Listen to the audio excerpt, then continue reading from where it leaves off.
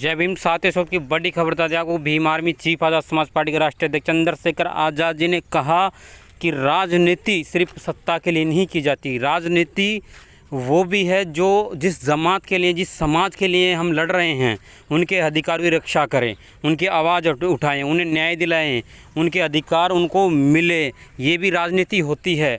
और जब हम सत्ता में रहें या ना रहें, विपक्ष की तौर पे या फिर सत्ता में हो सत्ता पक्ष की तौर पे, हमें हमेशा उस समाज का, उस जमात का ध्यान रखना चाहिए कि उनके अधिकारों की कहीं ना कोई लूट तो नहीं रहा है, उनके अधिकारों की हकमारी तो नहीं हो रही है।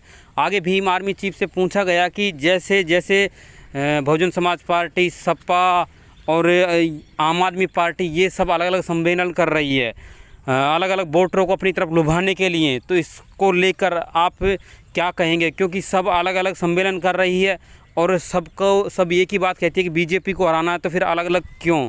तो भीम आर्मी चीफ ने कहा कि अच्छी बात है, लोग कर रहे हैं, लेकिन अगर बहुजन समाज जो 85% है वो अपनी वोट की ताकत को पहचान ले, अपनी ताकत को पहचान ले, तो बीजेपी को रोका जा सकता है। क्योंकि वो जो अब तक डर पर कर जो वोट देखते आए हैं, बीजेपी तो सांप्रदायिकता का खेल खेलती है, जो धर्म के नाम पर डराती है। अब हकीकत जानकर धर्म और मजहब को छोड़कर वास्तविक 5 साल के लिए अपने अधिकारों के लिए, रोजगार, शिक्षा के लिए अगर वोट दिया जाए तो बीजेपी को रोका जा सकता है, भीम आर्मी चीफ ने कहा। आगे भीम आर्मी चीफ ने कहा कि हम मजबूती से लड़ेंगे और चुनाव आगे भी मजबूती से लड़ेंगे। उन्होंने कहा कि हम हारे या जीते, लेकिन इस आवाम की लड़ाई हमेशा लड़ते रहेंगे।